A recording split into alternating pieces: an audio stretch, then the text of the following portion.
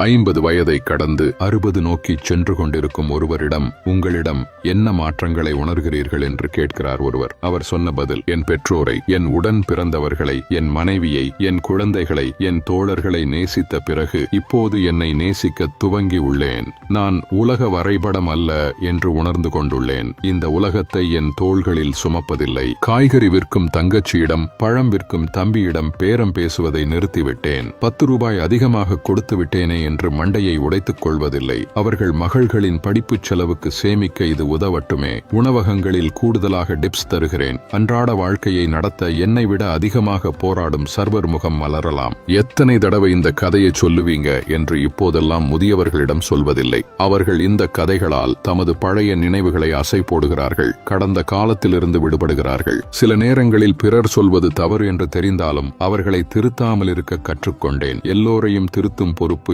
என்னுடையது அல்ல. எல்லோரும் சரியாக இருக்க வேண்டும் என்பதை விட என் மன அமைதி எனக்கு முக்கியம். பெருந்தன்மையுடன் தாராளமாக பாராட்டுகிறேன். இது பாராட்டு பெறுபவருக்கு மட்டுமல்ல, என்னுடைய மனதுக்கும் மகிழ்ச்சி அளிக்கிறது. சின்ன ஆலோசனை: ஒருவர் உங்களை பாராட்டும் போது ஒருபோதும் மறுக்காதீர்கள். நன்றி சொல்லி முழுமையாக ஏற்றுக்கொள்ளுங்கள். என்னுடைய ஆடையில் எண்ணெய் கரை பட்டுவிட்டால் அலட்டிக் கொள்வதில்லை. தோற்றத்தை விட ஆளுமைதான் உரக்க பேசுகிறது. என்னுடைய மதிப்பை உணராதவர்களிடம் இருந்து விலகிப் போகிறேன். அவர்கள் என் மதிப்பை அறியாமல் இருக்கலாம், நான் அறிவேன். யாராவது பந்தயத்தில் என்னை முந்த வேண்டும் என்று எண்ணிக்கொண்டு மோசமாக செயல்பட்டாலும் நான் நிதானமாகவே இருக்கிறேன். நான் பந்தயத்தில் இல்லை, என் வாழ்க்கையை வாழ்கிறேன். என் உணர்வுகளை எண்ணி சங்கடப்படாமல் இருக்க கற்றுக்கொள்கிறேன். என்னை மனுஷனாக்குபவை என் உணர்வுகள் மட்டும்தான். ஒரு உறவை முறித்துக் கொள்வதை விட ஈகோவை விட்டுவிடுவது நல்லது என்று அறிந்து கொண்டுள்ளேன். என் ஈகோ என்னை தனிமைப்படுத்தும். உறவுகளால் நான் தனிமைப்பட்டு போக மாட்டேன். ஒவ்வொரு நாளையும் இறுதி நாளை போல வாழ கற்றுக்கொண்டுள்ளேன். இது கடைசி நாளாகவும் இருக்கலாம். என்னை மகிழ்ச்சியாக வைத்திருப்பவற்றை செய்து கொண்டிருக்கிறேன்.